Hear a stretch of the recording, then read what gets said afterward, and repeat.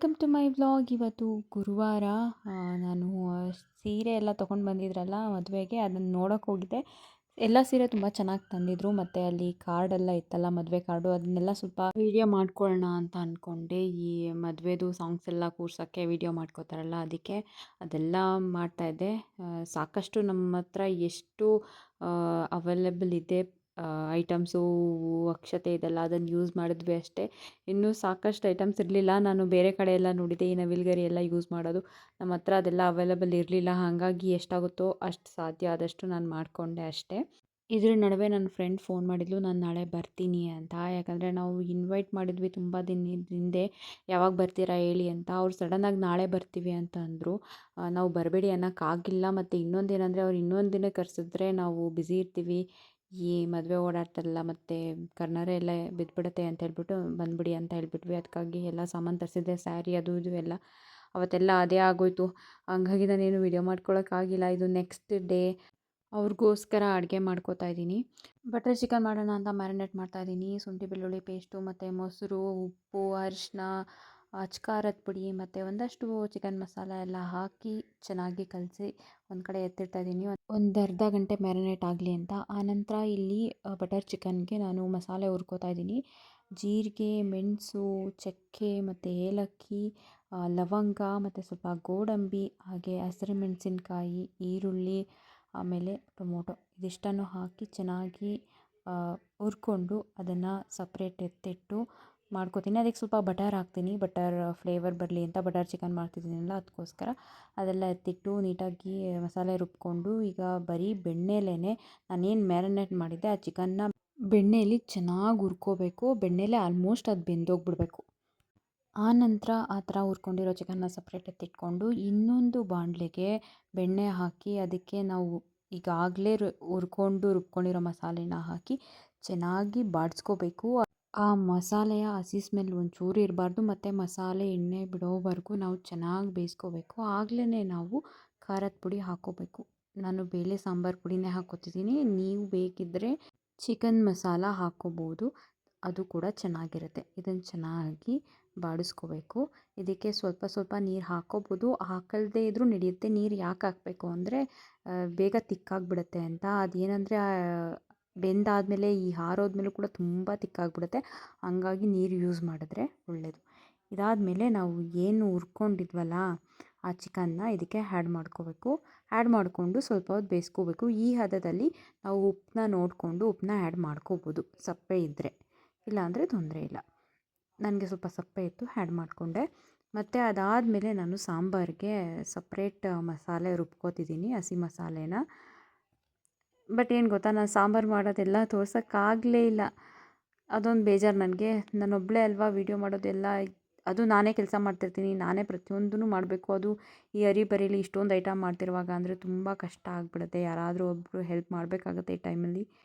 ಏನು ಮಾಡೋಕ್ಕಾಗಲ್ಲ, ನನ್ನ ಕೈಲಿ ಎಷ್ಟಾಗುತ್ತೋ ಅಷ್ಟು ಮಾಡಿಕೊಂಡೆ. ಇಲ್ಲಿ ಅಬ್ಸರ್ವ್ ಮಾಡೋದಾದರೆ ನನ್ನ ಹತ್ರ ಹುರ್ಗಡ್ಲೆ ಇರಲಿಲ್ಲ. ಹಾಗಾಗಿ ನಾನು ಡ್ರೈ ಫ್ರೂಟ್ಸ್ನೇ ಹಾಕಿದೆ ಸಾಂಬಾರಿಗೆ. ಚೆನ್ನಾಗಿರುತ್ತೆ, ಏನೂ ಪ್ರಾಬ್ಲಮ್ ಇಲ್ಲ. ಹುರ್ಗಡ್ಲೆ ಏನಲ್ಲಿ ಪಾರ್ಟ್ ಅದು ವಹಿಸುತ್ತೆ, ಅದು ಕಾರ್ಯ ಏನು ಮಾಡುತ್ತೆ ಅದನ್ನ ಡ್ರೈ ಫ್ರೂಟ್ಸ್ ಮಾಡ್ತವೆ. ಇನ್ನೂ ಹೇಳ್ಬೇಕಂದ್ರೆ ಸ್ವಲ್ಪ ಕ್ರೀಮಿ ಟೆಕ್ಸ್ಚರ್ ಕೊಡುತ್ತೆ ಡ್ರೈ ಫ್ರೂಟ್ಸು. ಯಾಕಂದರೆ ಡ್ರೈ ಫ್ರೂಟ್ಸಲ್ಲಿ ಆಯಿಲ್ ಕಂಟೆಂಟ್ ಇರುತ್ತೆ, ಹಂಗಾಗಿ ಸ್ವಲ್ಪ ಕ್ರೀಮಿ ಟೆಕ್ಸ್ಚರ್ ಕೊಡ್ಬೋದು. ಟ್ರೈ ಮಾಡಿ ಒಂದು ಸಾರಿ.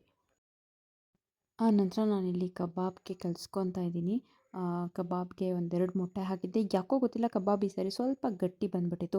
ಮೇ ಬಿ ಒಂದೇ ಮೊಟ್ಟೆ ಸಾಕಿತ್ತೇನೋ ಅಂತ ಅನ್ನಿಸ್ತು. 2 ಮೊಟ್ಟೆ ಹಾಕಿದ್ದಕ್ಕೆ ಹಂಗಾಯಿತು ಅಂತ ನನ್ನ ಅಭಿಪ್ರಾಯ. ಹಂಗಾಗಿ ಮೊಟ್ಟೆ ನೋಡ್ಕೊಂಡು ಹಾಕೋಬೇಕು ಕಬಾಬ್ಗೆ. ಸ್ವಲ್ಪ ಯಾಕೋ ರಬ್ಬರ್ ಥರ ಗಟ್ಟಿ ಬಂದುಬಿಟ್ಟಿತ್ತು.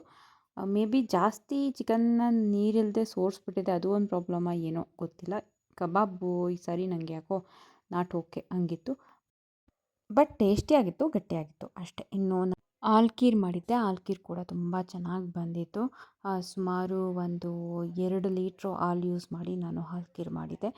ಒಟ್ಟು ಎಷ್ಟು ಐಟಮ್ ಮಾಡಿದೆ ಅಂತ ಅಂದರೆ, parotta, butter chicken, biryani, mutton sambar, ಅನ್ನ, ಆಲ್ಕೀರು, ಮೊಟ್ಟೆ, ಚಿಕನ್ ಕಬಾಬ್. ಏನು ಗೊತ್ತಾ, ನಾನು ವೀಡಿಯೋ ಮಾಡ್ಕೊಳ್ಳೋಕ್ಕೆ ಆಗಿಲ್ಲ. ನಾನು ಏನು ಮಾಡಿದ್ದೆ ಅದೆಲ್ಲ ಒಂದು ಕಡೆ ಹಾಕಿ ಒಂದು ಬಾಳೆ ಎಲೆಯಲ್ಲಿ ಹಾಕಿ ಮಾಡೋಣ ಅಂದ್ಕೊಂಡೆ, ಅದು ಮಾಡೋಕ್ಕಾಗಲಿಲ್ಲ.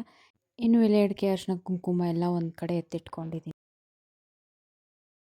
ನಾನು ಊಟಕ್ಕೆ, ಹಾಗೆ ಪ್ರೆಗ್ನೆಂಟು. ಗೋಸ್ಕರ ಎಲ್ಲ ವ್ಯವಸ್ಥೆ ಮಾಡ್ಕೊತಾ ಇದ್ದೆ. ನಾನು ಸರಿಯಾಗಿ ವೀಡಿಯೋ ಮಾಡೋಕ್ಕಾಗಲಿಲ್ಲ ಅರ್ಜೆಂಟಲ್ಲಿ. ಇವಾಗ ಕಬಾಬ್ ಮಾಡ್ತಾಯಿದ್ದೀನಿ.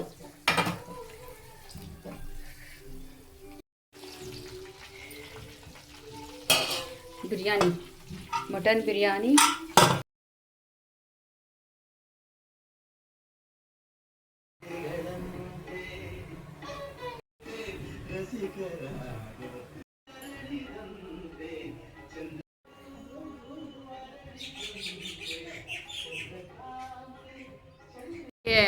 ಒಂದು 4:45 ಗೆದ್ದವಳು. ಇವಾಗ ಫ್ರೀ ಆಗಿರೋದು ನಾನು. ನನ್ನ ಕಣ್ಣು ನೋಡಿ ಸರಿಯಾಗಿ ನಿದ್ದೆ ಮಾಡಿಲ್ಲ, ಒಂಥರ ಆಗ್ಬಿಟ್ಟಿದೆ. ಆ ಥರ ಆಗಿದೆ ಇವತ್ತು. ಅಡುಗೆ ಮನೇಲಿ ಇದ್ದೀನಿ, ನಿಂತೇ ಇದ್ದೀನಿ. ನಂಗೆ ನಿಂತ್ಕೊಳ್ಳೋದು ಆಗೋದೇ ಇಲ್ಲ, ಆದರೂ ನಿಂತೇ ಇದ್ದೀನಿ ಬೆಳಗ್ಗೆಯಿಂದ. ಏನು ಅಷ್ಟು ಐಟಮ್ ಇಲ್ಲ. ಕಬಾಬು, ಬಿರಿಯಾನಿ, ಮಟನ್ ಸಾಂಬಾರು ಮತ್ತು ಬಟರ್ ಚಿಕನ್ನು, ಖೀರ್ ಮಾಡಿದ್ದು, ಹಾಲು ಖೀರ್ ಮಾಡಿದ್ದೀನಿ, ಮೊಟ್ಟೆ ಬೇಯಿಸಿದ್ದೀನಿ. ಇಷ್ಟು ಮಾಡೋದಕ್ಕೆ ಸಾಕಾಗೋಗ್ತೀನಿ. 2 ಗಂಟೆ ಆಗೋಯ್ತು. 2 ಗಂಟೆ. ಇವಾಗ ಸ್ನಾನ ಮಾಡ್ಕೊಂಡು ಬಂದು ಪೂಜೆ ಮಾಡಿಬಿಟ್ಟು ಕಬಾಬ್ ಹಾಕ್ತಾಯಿದ್ದೀನಿ. ಬಟ್ ನಾನು ಅವ್ರು ಬಂದಮೇಲೆ ವೀಡಿಯೋ ಮಾಡೋಕ್ಕಾಗುತ್ತೋ ಇಲ್ವೋ ನನಗೆ ಗೊತ್ತಿಲ್ಲ. ಅದಕ್ಕೆ ಇವಾಗಲೇ ಮಾತಾಡ್ತಾಯಿದ್ದೀನಿ. ಅವ್ರು ಬಂದಮೇಲೆ ವೀಡಿಯೋ ಮಾಡೋಕ್ಕಾಗಲ್ಲ ಆಬ್ವಿಯಸ್ಲಿ. ಸ್ವಲ್ಪ ಕ್ಲಿಪ್ಸ್ ತೊಗೋತೀನಿ, ನೋಡೋಣ. ಸಿದೆ ಅಪ್ಪಿ ನಿಮಗೆ ನನ್ನ ಫ್ರೆಂಡ್ಸ್ ಬರ್ತಾ ಇರೋದು.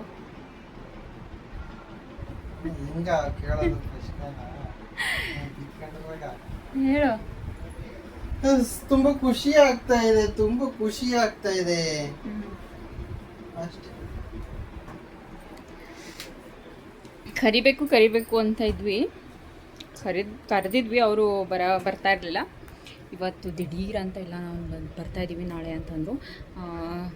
ನಾಳೆ ಬಿಟ್ಟು ಬರೋಕ್ಕಾಗುತ್ತೆ ಇನ್ಯಾವತ್ತಾದರೂ ಅಂತಂದಿದ್ದಕ್ಕೆ ಅವರು ನೆಕ್ಸ್ಟ್ ಸಂಡೇ ಅಂತಂದರು. ನಾವು ನೆಕ್ಸ್ಟ್ ಸಂಡೇ ಫ್ರೀ ಇಲ್ಲ, ನಮ್ಮ ಮೈದಂದು ಕರ್ನಾರೆ ಅವತ್ತೇ ಇರೋದು. ಸೊ ಹಂಗಾಗಿ ಫ್ರೀ ಇಲ್ಲ. ಸೊ ಹಾಗಿಲ್ಲ, ಇವತ್ತೇ ಬಂದುಬಿಡಿ. ಸುಮ್ಮನೆ ಪೋಸ್ಟ್ಪೋನ್ ಆಗ್ತಾ ಹೋದರೆ ಆಮೇಲೆ ಸುಮ್ಮನೆ ಕಷ್ಟ ಆಗಿಬಿಡುತ್ತೆ, ಬರೋಕ್ಕೆ ಆಗಲ್ಲ ಅಂತ ಹೇಳಿದ್ಮೇಲೆ ಈಗ ಬರ್ತಾಯಿದ್ದಾರೆ. ಹಿಂದೆ ಹಾಕ್ಕೊಡ್ಬೇಕಿತ್ತು. ಯಾವುದು ಬರಲ್ಲ. ಹಿಂದೆ ನೆರಳಿದೆ, ಅಲ್ಲಿ ಹಾಕ್ಕೊಡ್ಬೇಕಿತ್ತು. ನಮ್ಮ ಮನೆ ಹಿಂದೆ, ಇಲ್ಲಿ ಹಿಂದೆ. ಬನ್ನಿ, ಪಕ್ಕದ ರೋಡ್ಗೆ ಹೋಗ್ಬೇಕು. ಚೆನ್ನಾಗಿದ್ಯಾ? ನಾನು ಚೆನ್ನಾಗಿದ್ದೀನಿ. ನಾನು ವ್ಲಾಗ್ ಮಾಡೋ ವಿಚಾರ ಅಫಿಷಿಯಲಿ ನಾನು ಯಾರಿಗೂ ಹೇಳಿಲ್ಲ, ಹಂಗಾಗಿ ಗೊತ್ತಿಲ್ಲದೆ ವಿಡಿಯೋ ಮಾಡೋದು ತಪ್ಪು ಅಂತ ಹೇಳ್ಬಿಟ್ಟು ನಾನು ಸರಿಯಾಗಿ ವಿಡಿಯೋ ಮಾಡಲಿಲ್ಲ. ಅಟ್ಲೀಸ್ಟ್ ಆ ಊಟದಲ್ಲೇ ವಿಡಿಯೋನಾದರೂ ಮಾಡಬೇಕಿತ್ತು. ನಾನು ಅಂದ್ಕೊಂಡೆ ಅದು ಒಟ್ಟಿಗೆ ಐಟಮ್ ತೆಗಿಯೋಣ ಅಂತ, ಯಾಕಂದರೆ ತುಂಬ ಐಟಮ್ ಇತ್ತು, ಅದೂ ಆಗಲಿಲ್ಲ. ಆಮೇಲೆ ಸುಮಾರು ಮಾತಾಡಿದ್ವಿ, ಸುಮಾರು ಆಟ ಎಲ್ಲ ಆಡಿಕೊಂಡು ಟೈಮ್ ಪಾಸ್ ಮಾಡಿಕೊಂಡು ಆನಂತರ ಸುಮಾರು 1:30ಗೆ ಬಂದರು. 5:30 ಈಗ ಹೊರಟರು. ಕಳಿಸ್ಬಿಟ್ಟು ಮನೆಗೆ ಬಂದ್ವಿ. ಅವ್ರು ಬೆಳಗ್ಗೆ ಬಂದು ಹುಡುಗರು ಆ್ಯಕ್ಚುಲಿ ಕಾಜು ಬರ್ಫಿ ತಂದಿರೋದು. ನನಗಂತೂ ಕಾಜು ಬರ್ಫಿ ತುಂಬ ಇಷ್ಟ. ನಾನು ತುಂಬ ಅಪರೂಪಕ್ಕೆ ತಿಂತೀನಿ, ಆದರೆ ತುಂಬ ಇಷ್ಟ. ಅವರು ಕೂಡ ಫಸ್ಟ್ ಟೈಮ್ ಬಂದಿದ್ದಲ್ವಾ, ಹಾಗಾಗಿ ನಮಗೆ ಸ್ವೀಟ್ಸು ಹಣ್ಣು ಎಲ್ಲ ತೊಗೊಂಡು ಬಂದಿದ್ದರು. ಸೊ ಈ ವಿಡಿಯೋನ ನಾನು ಇಲ್ಲಿಗೆ ಎಂಡ್ ಮಾಡ್ತೀನಿ. ಮತ್ತೊಂದು ವಿಡಿಯೋದಲ್ಲಿ ಸಿಗ್ತೀನಿ ಅಂತ ಹೇಳ್ತಾ, ಸಬ್ಸ್ಕ್ರೈಬ್ ಮಾಡಿದೆ ನನ್ನ ಚಾನಲ್ನ ನೋಡ್ತಿದ್ರೆ ದಯವಿಟ್ಟು ಸಬ್ಸ್ಕ್ರೈಬ್ ಮಾಡಿ ಅಂತ ಕೇಳ್ಕೊತೀನಿ. ಲೈಕ್ ಮಾಡಿ, ಶೇರ್ ಮಾಡಿ, ಸಪೋರ್ಟ್ ಮಾಡಿ ಅಂತ ಕೂಡ ನಾನು ಕೇಳ್ಕೊತೀನಿ. ಹಾಗೆ ಯಾರೆಲ್ಲ ನನ್ನ ಚಾನಲ್ನ ಸಬ್ಸ್ಕ್ರೈಬ್ ಮಾಡಿದ್ರೆ ಅವ್ರಿಗೆಲ್ಲ ತುಂಬ ಥ್ಯಾಂಕ್ಸ್. ಹಾಗೆ ಈ ವಿಡಿಯೋನ ಕೊನೆವರೆಗೂ ನೋಡಿದ್ದಕ್ಕಾಗಿ ಕೂಡ ತುಂಬ ಥ್ಯಾಂಕ್ಸ್.